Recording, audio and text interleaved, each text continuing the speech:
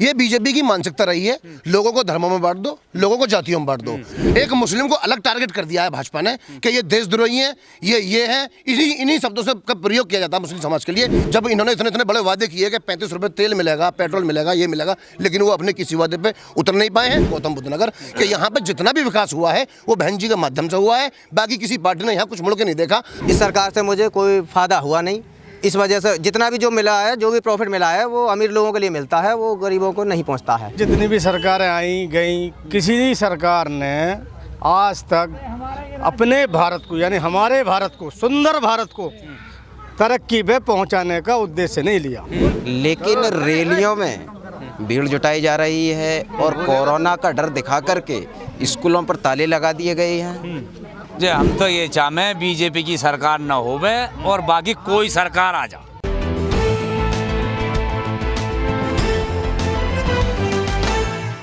नमस्कार, मैं तेजिंदर और आप देख रहे हैं नेशन टाइम। हमारी चुनावी यात्रा आ पहुंची है जहांगीरपुर, जो कि एक बड़ा कस्बा है और ये जेवर विधानसभा, गौतम बुद्ध नगर की जेवर विधानसभा में ये क्षेत्र आता है। मैं आपको बता दूं कि यहाँ पर 10,000 वोट का पोलिंग है और 10,000 में से लगभग 3,000 समथिंग या 3,500 समथिंग मुस्लिम मतदाता हैं और वहीं 1,000 समथिंग दलित हैं, वो हैं यहाँ पर। लेकिन सबसे अहम बात इस वीडियो में ये आपको देखने को मिलेगी कि एक तरफ जो ये हैं, ये जाटव समुदाय के लोग हैं और एक तरफ ये जो हैं, ये मुस्लिम समुदाय के लोग हैं। हम इनसे आज जानेंगे कि ये चुनाव जो है, जो 2022 यूपी विधानसभा का चुनाव है, उसको लेकर जिस तरह की तमाम भ्रमिक खबरें चलाई जा रही थी, क्या उसका असर इस विधानसभा के खासकर जहांगीरपुर क्षेत्र पर पड़ेगा या नहीं। पहले हम बात करते हैं और मुस्लिम समुदाय के कुछ लोगों से बात करेंगे। पहले आप अपना नाम बता दीजिए। मैं मोहम्मद आसिफ नंबरदार। अच्छा, मैं कस्बा जहांगीरपुर से ही हूँ। मोहम्मद जी, आप कैसे देख रहे हैं इस चुनाव को? पहले आपसे सबसे पहला सवाल यही है कि जो विधानसभा चुनाव है उसका पूरा नैरेटिव जो है वो जिस तरह से दिखाया जा रहा है, क्या वाकई उसी तरह से है चुनाव? देखो, ऐसा कुछ नहीं है।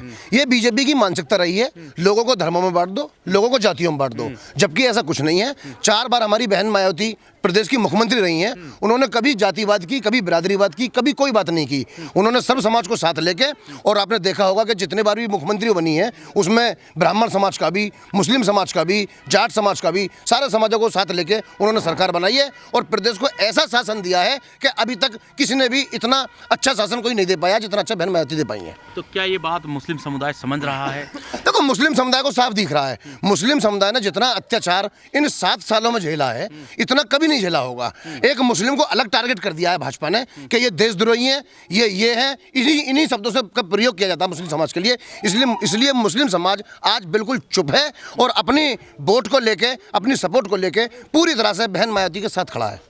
अच्छा, अभी ज़्यादातर जो मीडिया रिपोर्ट्स हैं उनमें साफ तौर पर मुस्लिम सामने नहीं आ रहा है, लेकिन जो एक नैरेटिव चलाया जा रहा है कि सपा के साथ पूरा मुस्लिम समाज है, और कल से कुछ चीज़ों को दूसरी तरह से दिखाना शुरू कर दिया है कि मुस्लिम जो नेता हैं उन पर मुकदमों को लेकर एक बड़ी सी एक स्टोरी तैयार की गई है और दिखाने की कोशिश की गई है कि मुसलमान जो नेता हैं वो कितने दागी हैं। मैं आपको इस बात को पहले बता चुका हूँ कि भाजपा ने एक ये डर का माहौल बना रखा है कि पूरे भारत में 14% मुस्लिमों को लेकर के एक ऐसा भयानक रूप बना दिया है इन 7 सालों में कि हिंदुओं में डर बिठा दिया है कि जी मुस्लिम मार देंगे, मुस्लिम ये कर देंगे। आप देखो, कब से मुस्लिम और हिंदू इस देश में रहते चले आ रहे हैं, बल्कि 900 बरस मुस्लिमों ने राज भी किया है, तब यहाँ के हिंदू कहाँ गए? तब भी हिंदू मुस्लिम सब एकता से रहे हैं और आज भी वही माहौल है। हमारे क्षेत्र में, हमारे कस्बे में कोई हिंदू कोई मुस्लिम नहीं है। लोग इनकी नीतियों को समझ गए हैं, इनको खदेड़ना चाह रहे हैं और बहन मायावती की तरफ सबकी निगाहें लगी हुई है कि जो शासन बहन जी ने दिया है वो शासन अभी तक कोई नहीं दे पाया। लेकिन बहन जी के बारे में तो ये कहा जाता है कि बहन जी बाहर नहीं निकल रही हैं, ना कहीं चुनाव में दिख रही हैं।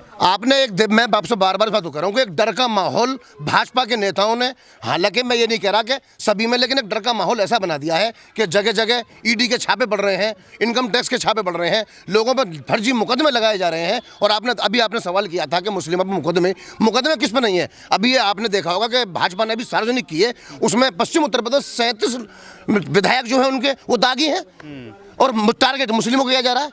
आप कैराना का मुद्दा लेके इन्होंने इतना बड़ा माहौल बनाने की कोशिश की है, जबकि कैराना के लोग ये कह रहे हैं कि अगर 20 बार भी भाजपा को हरानी पड़ी तो भाजपा को हराएंगे वहां से। तो हिंदू मुस्लिम का तो कोई मामला ही नहीं है। इन लोगों ने अपनी, इन पे कुछ और रहा भी नहीं है। देखो इन्होंने इतने मुद्दे, जब इन्होंने इतने इतने बड़े वादे किए कि 35 रुपये तेल मिलेगा, पेट्रोल मिलेगा, ये मिलेगा, लेकिन वो अपने किसी वादे पे उतर नहीं पाए हैं। अब इन पर बस एक यही हथियार है कि हिंदुओं को और मुस्लिमों को बांट दो, जबकि अब वो कामयाब नहीं हो पाएंगे। अच्छा मेंबर साहब, एक मैं बात समझना चाहता हूँ कि मुस्लिम समाज जब अपनी वोट तय करता है तो वो किस पैमाने पर तय करता है? देखो मुस्लिम समाज ये नहीं देखता कि हमें कोई एक अलग माइनॉरिटी मिले। हम तो देश के साथ चलने वाले लोग हैं, हमेशा से देश के साथ बलिदान दिया है। आज़ादी में सबसे ज़्यादा बड़ा योगदान मुस्लिमों का रहा है। तो एक मुस्लिमों को बांटने का जो काम हुआ है वो सिर्फ भाजपा ने किया है, और किसी पार्टी में ऐसा कुछ नहीं है, और किसी में नहीं है जी। अच्छा, मायावती ही क्यों, मतलब अगर आप मैं देखो सुनो, हमें अपनी जो जन सुविधाएं हैं उनको देखना है। हमारा जिला एक इतना हाईलाइट जिला रहा है गौतम बुद्ध नगर, कि यहाँ पे जितना भी विकास हुआ है वो बहन जी के माध्यम से हुआ है। बाकी किसी पार्टी ने यहाँ कुछ मुड़ के नहीं देखा। अब ये एयरपोर्ट की बात करते हैं, ये एयरपोर्ट बहन मायावती का ड्रीम सपना था, ये ड्रीम प्रोजेक्ट था, जिसको लेके इन्होंने, क्योंकि उस टाइम पे बहन जी को ये आगे नहीं बढ़ने देना चाहते थे। कभी केंद्र में कांग्रेस की सरकार रही, कभी केंद्र में भाजपा की सरकार रही, इन्होंने इस प्रोजेक्ट को नहीं बनाने दिया। अब केंद्र में भी और राज्य में भी भाजपा की सरकार है, तो इन्होंने वो बहन जी का बनाया हुआ मामला लूट लिया है। लेकिन उसका इस क्षेत्र अच्छी भली भांति जानता है कि ये सारी जो तरक्कियां हमारे गौतम बुद्ध नगर में हो रही हैं, ये बहन मायावती की देन है। अच्छा, क्या ऐसा भी है कि प्रत्याशी के तौर पर अगर देखें, प्रत्याशी का ये फर्क पड़ता है या फिर मायावती से जो जुड़ा है? देखो प्रत्याशी भी देखते हैं लोग, ऐसी बात नहीं प्रत्याशी नहीं देखते हैं, लेकिन हमारे जो प्रत्याशी, हमारी पार्टी से जो प्रत्याशी निकल के आए हैं, बहुत सूझबूझ के और बहुत अच्छे व्यक्ति हैं। लोग उनसे बहुत बड़ी तादाद में जुड़ रहे हैं। लेकिन बहन जी जो है आपकी, उनका भी एक मतलब उनकी फेस वैल्यू अलग है। नहीं हो, अब इन्होंने मुद्दा बनाया है इस चीज़ का कि जो और विपक्षी पार्टियां हैं वो इस चीज़ को जोड़ रही हैं कि बहन जी तो बीजेपी के साथ जा रही हैं, जबकि बहन जी ने जितने टिकट मुस्लिमों को दिए हैं, तो क्या ये सोच के थोड़ी दिए हैं हिंदू मुस्लिम को बांटने के लिए? टिकट मुस्लिमों को भी दिए हैं, टिकट ब्राह्मणों को भी दिए हैं, टिकट जाटों को भी दिए हैं, और टिकट जाटव को भी दिए हैं। उन्होंने सारी बिरादरियों को साथ लेके एक ऐसा सामाजिक मामला बनाया है कि पूरा प्रदेश आज ये देख रहा है कि आने वाले टाइम में बहन जी की सरकार बनेगी। चलिए, आप सब बहुत अच्छा लगा बात करके, और भी लोगों से बात कर लेते हैं। आप बताइए, आप अपना नाम बता दीजिए। मेरा नाम जाने आलम। जाने आलम जी, क्या कहेंगे इस चुनाव को, किस तरह से देख रहे हैं आप? इस चुनाव को सीधी बात है कि बसपा के पक्ष में सीट जाने वाली है।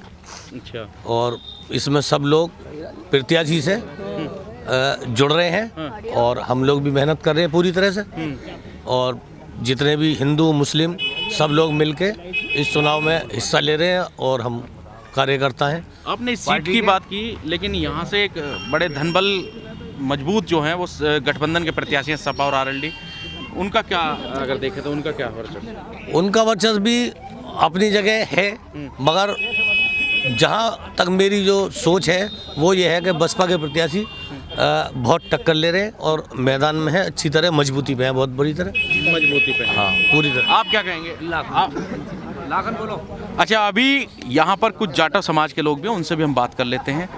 आप बताइए, आप किस तरह देखते हैं इस चुनाव को? सर, इस चुनाव का जो माहौल है, बहन कुमारी मायावती जी का अच्छा जो मुद्दा चल रहा है, हम देख पा रहे हैं सभी समाजों में। अगर हम जाकर के देखें तो बहन जी का अच्छा नाम है, और नाम इसी वजह से है कि बहन जी ने सर्व समाज को जोड़ने का, इकट्ठा करने का और एक साथ लेकर के चलने का जो कार्य बहन जी ने किया अपनी पंचवर्षीय योजना में, उसी से जो हमारा सर्व समाज है बहन जी को चाहता है, और बहन जी को वोट करेगा, मतलब पार्टी को वोट करेगा। अच्छा, दूसरी बात ये है कि सपा भी ये कह रही है कि तमाम दलित नेता हमारे पक्ष में आ गए, हमारे पाले में आ गए हैं, और बीजेपी के तो नेता सीएम योगी दलितों के घर खाना खा रहे हैं, और बीजेपी के तमाम नेता उनके घर खाना खा रहे हैं। तो क्या लगता है कि दलित वोट जो है वो वाकई में बढ़ जाएगा? सर देखो, एक मानना है, खाना आप भी किसी के यहाँ जाके खा सकते हो। दलित के यहाँ खाना खाने से ये नहीं कि आप गए और वहाँ पे खाना खा लिया, खाना आपका होटल से आया, दलित के घर में बैठ करके आपने खाना खा लिया, ये नहीं। दलित को साथ लेकर के चलो। भेदभाव जो अब से करोड़ों साल पहले था ना कि फूट डालो और राज करो, भाजपा सरकार ने वो पूरी तरह से नीति अपना ली है।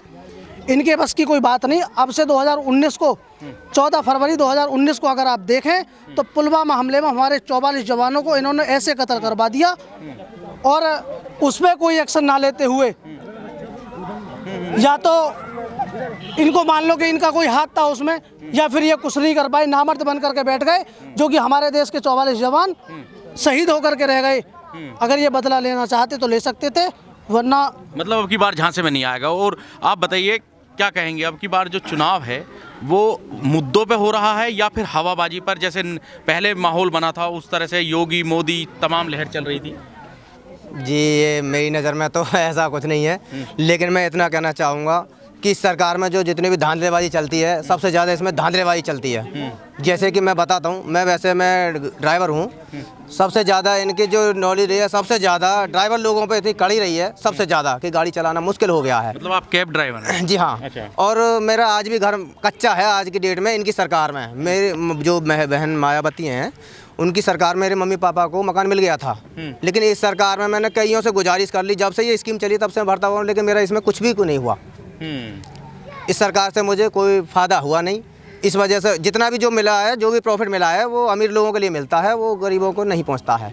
आप क्या कहेंगे, किसकी सरकार बननी चाहिए अब की बार? देखो जी, हमारी बहन जी की सरकार बननी चाहिए। इसमें तो इतनी धांधलीबाजी चली है।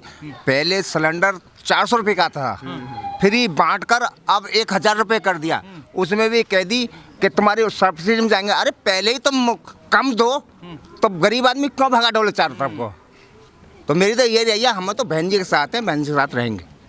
आप बताइए। हाँ, आप बताइए, आप क्या नाम है आपका? मेरा नाम जगदीश सिंह जाटव है। जहांगीरपुर का रहने वाला हूँ। जगदीश भाई बताइए, क्या किस सरकार को चाहते हैं आप? जी मैं मायावती जी के लिए सपोर्ट करूँगा और मायावती जी के लिए ही मैं वोट देता हूँ। भाजपा सरकार में मैं जितना परेशान हूँ, मेरे 4 बच्चे हैं, चारों बच्चे पढ़ने जाते हैं।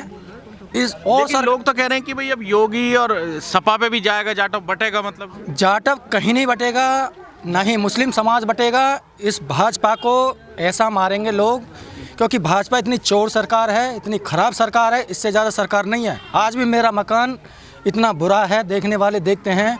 बनेगा, पैसे दो तो बनेगा, नहीं तो नहीं बनता है।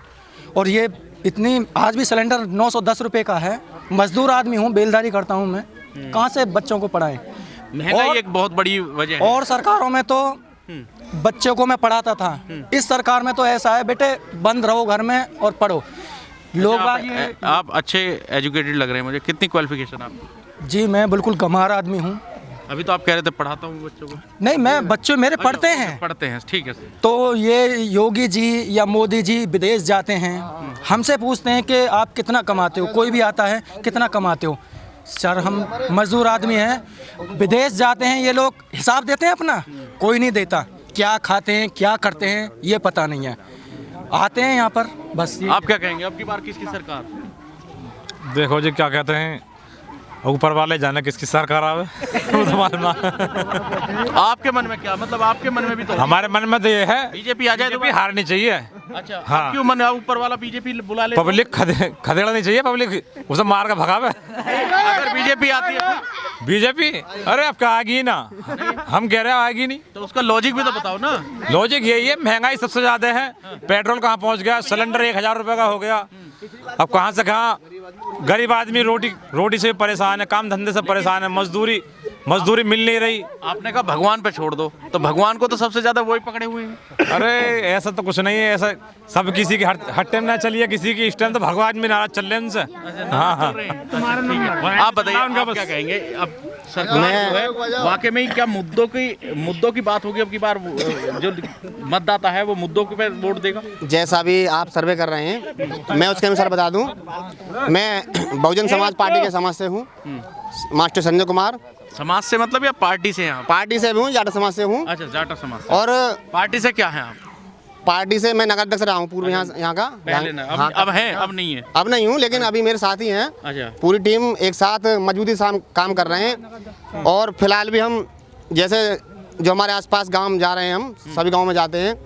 मैं खुर्जा विधानसभा, जयवर विधानसभा, दोनों नुक्कड़ है हमारा, तो गाँव जो है बॉर्डर पे है, तो दोनों में हम सेवा चल रही है हमारी पार्टी के लिए। ये बताओ, आप बहुजन समाज पार्टी से हैं, तो टोटल वोट जो है वो जाटव और तमाम जो है ऐसी समाज का वोट है, वो प्रॉपर पूरा वोट बसपा को मिलेगा? हाँ जी, हमारा जो पूरा हमारा 60% जाटवों का 60% हाथी के लिए वोट है। और जो मुस्लिम समाज की वोट कम से कम 90% और बाकी जो हमारे दलित पक्ष में है। बाकी दलित है, बाकी दलित हैं सब 50% सब हमको मिल रहा है उनमें से। हमको तो रात में भी हाथी चमकता है। अच्छा, यहाँ के जो कस्बे के अधिकतर लोग हैं ये चाह रहे हैं कि बीजेपी यहाँ से जाए और केवल हाथी की विजय होगी तीनों सीटों पर यहाँ से, जेवर, और- खुर्जा। ओके आप बताइए इस बार चुनाव में किन मुद्दों को लेकर वोट करेंगे आप? देखिए, अब से पहले जितनी भी सरकारें आई गई, किसी भी सरकार ने आज तक अपने भारत को यानी हमारे भारत को, सुंदर भारत को तरक्की पे पहुंचाने का उद्देश्य नहीं लिया। बेरोजगारी, शिक्षित लोग आज सड़कों पे धक्के खाते डोलते हैं। बेरोजगारी बहुत है, महंगाई बहुत है, सरकार में, हर सरकार में भ्रष्टाचार है। मैं तो ये चाहता हूँ राजा महाराजाओं का राज होना चाहिए। तो राजा महाराजा कौन है फिर? तो वही बीजेपी। पहले मुगल शासन करे, मुगलों के बड़े अच्छे शासन थे, जो इतिहास है। ये सरकार जितनी भी आई है सब मेरे दिमाग से बाहर हैं सब। अच्छा, तो सरकार तो यही बनाएंगे, फिर कैसे करेंगे? टोटल भ्रष्टाचार, अच्छा, हर सरकार में भ्रष्टाचार, हर सरकार टोटल भ्रष्टाचार।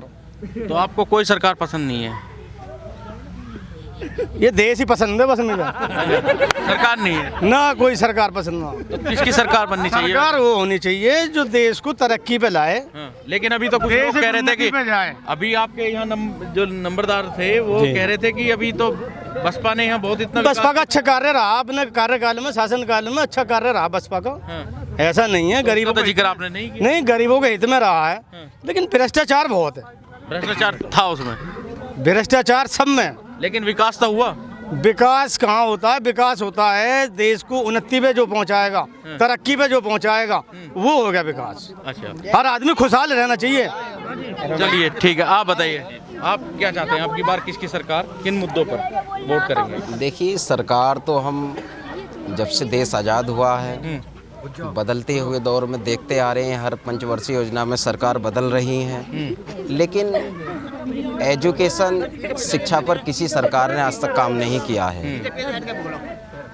स्वास्थ्य पर काम नहीं किया सही तरीके से, लेकिन आज भारतीय जनता पार्टी की सरकार प्रदेश में है और देश में भी हमारे नरेंद्र मोदी जी प्रधानमंत्री हैं, लेकिन रैलियों में भीड़ जुटाई जा रही है और कोरोना का डर दिखा करके स्कूलों पर ताले लगा दिए गए हैं। जीडीपी बिल्कुल डाउन है, 5 किलो राशन पर लोगों को जीने पर मजबूर कर दिया गया है। लेकिन बिना भारतीय बहुजन समाजवादी पार्टी के बिना कोई उद्धार नहीं है प्रदेश का। प्रदेश में जो है बहन जी की सरकार बननी चाहिए और उसके लिए हम काम कर रहे हैं। मैं नगर काउंसलर हूँ। अच्छा, आप बहुजन समाज पार्टी से हैं? जी जी जी। चलिए ठीक है। और आप बताइए आप किसकी सरकार चाहते हैं प्रदेश में? जी, हम तो ये चाहते हैं बीजेपी की सरकार न होवे और बाकी कोई सरकार आ जा। तो आपके यहाँ से कौन हरा रहा है बीजेपी को? हमें न पता कौन हरा रहा। तो कैसे दोगे फिर? जब हम मौसम देखेंगे बोर्ड वहाँ दियांगे। अच्छा, ये तय जब किया जाएगा जो हरा रहा होगा बीजेपी के प्रत्याशी को, जो अंदाजा लग जाएगा कि भाई अब हल्ला और बोर्ड कामयाब वहाँ रहेगी। हकीकत में वोट उसे ही देनी चाहिए जो जीत रहा हो। बिल्कुल। दूसरी बात ये, इस सरकार में सिवा आफतों के हिंदू हो या मुसलमान हो या सिख हो या ईसाई हो, आफतों के अलावा कुछ ना मिला। बाकी आफत में ही रह गए सब। आफत में ही चल रहे हैं जी। कैसे निजात मिलेगी इस आफत से? भाई इसका ही कैसे हो जा तो अगली बार को इनको अकल आ जा कुछ, हाँ हमने कुछ करा है ऐसा। क्या लगता है, मतलब क्या कहाँ कमी रह गई? कुछ तो बताइए। अब कमी तो सरकार तुम्हें भी दिख रही है, सिवा भागा दौड़ी के का कोरोना का सरोना। अब सब हम यूं खड़े हैं, किसको कोरोना? कोई कुछ ना। तुम सभा कर रहे हो तो कोई कोरोना ना हो रहा। मैं जहाँ हूँ ये गौतम बुद्ध नगर लगता है। जी हाँ, गौतम बुद्ध नगर। आप गौतम बुद्ध नगर के विकास को कैसे देखते हैं, यही बता दीजिए। हमें तो ये देखा कि जिस दिन से बहन मायावती आई थी उन्होंने एक ऐसी नींव रखी कि जब से और सरकार भी आई ना वो भी विकास पे आई, लेकिन इस सरकार ने ना दिखाया कुछ सिवा बर्बादी के। इसमें तो मारम मार ही रही है। मतलब योगी सरकार क्या वहाँ लड़ाई हो गई, क्या वहाँ झगड़ा होगा, क्या मुस्लिमों ने कर दिया, क्या हिंदुओं ने कर दिया, क्या सिखों ने, मतलब सबको उलझा के रखा। मतलब पब्लिक परेशानी रही। मैं ही ना सभी रहे हैं जी, किसी पे देख लो झांक के तुम। तो मेरा कहना मतलब ये है, ये जो हाईवे जिस दिन से बना है इस दिन से तो हमारे इस क्षेत्र का अगर कुत्ता भी खड़ा हो जाना चाहिए ना, तो बहन मायावती ही जीतनी चाहिए, अगर समझने वाले हों तो। अच्छा। क्योंकि जब से ये विकास शुरू हुआ, जब से और सरकार भी करने लगी, उनने वो हाईवे बना दिया तो उनने उसमें जोड़ दिया। इस क्षेत्र की, हमारे क्षेत्र की तो ऐसी, आज आप ये समझ रहे हैं कि जिस तरह की राजनीति हो रही है, क्योंकि अखिलेश यादव अपने विकास की ज़्यादा बात करते हैं, वो कहते हैं हमने इतना हाईवे बनाया, ये बनाया, लेकिन ये बात नहीं कहते उसकी शुरुआत कहाँ से हुई। स्टार्टिंग बहन जी मायावती नहीं करी थी। इस क्षेत्र की जमीन 1 लाख रुपए बीघा बिकती थी, आज 25 लाख रुपए की गवर्नमेंट का ही मुआवजा होगा। क्यों होगा? मियाद जहाँ से रखी है। क्या नाम है आपका? आप नाम बताइए। जी मेरा नाम जावेद है। जावेद भाई, ये बताइए कि पूरा आपने 2 गवर्नमेंट देखी, तो क्या अखिलेश ने भी कोई ऐसी कमी, क्योंकि अखिलेश तो बहुत अपना विकास बताते हैं कि भाई नहीं, अखिलेश भाई और मायावती ये सब एक से ही है। मतलब थोड़ा इनसे तो आदमी जो न मरवा रहे हैं, जो झगड़े ना करवा रहे हैं, इनसे तो रियायत मिलती रही है। इनसे तो मतलब और पार्टी सभी सही है, सही है मेरे हिसाब से तो। चलिए, बहुत बहुत धन्यवाद आप सभी लोगों का। अभी और भी कुछ लोग हैं। अच्छा, आप बताइए क्या चाहेंगे? अब की बार आप युवा हैं, क्या लग रहा है? जी सर, मैं बहुजन समाज पार्टी का एक छोटा सा पदाधिकारी हूँ। अच्छा। सेक्टर पर नगर अध्यक्ष। अच्छा, आप भी पदाधिकारी हैं? जी, सेक्टर अध्यक्ष हूँ मैं, प्रवीण कुमार गौतम। मैं आप अगर अपने जहांगीराबाद, ये जहांगीरपुर जो है, इसके लिए आप क्या कहेंगे? अभी कौन सा विकास कार्य ऐसा है जो यहाँ नहीं हुआ है और जो चाहते हैं? सर, इस टाइम तो हमारे यहाँ विकास के मुद्दे को उठाया जाए तो बहन जी की सरकार में सभी कार्य पूर्ण हुए थे, और हो सकता है आने वाले टाइम में सत्ता में 5वीं बार हमारी बहन जी मुख्यमंत्री बनने की हमें पूरी इच्छा है, दिली इच्छा है जो हमारी। चलिए, आप पदाधिकारी हैं और आपको शुभकामनाएं।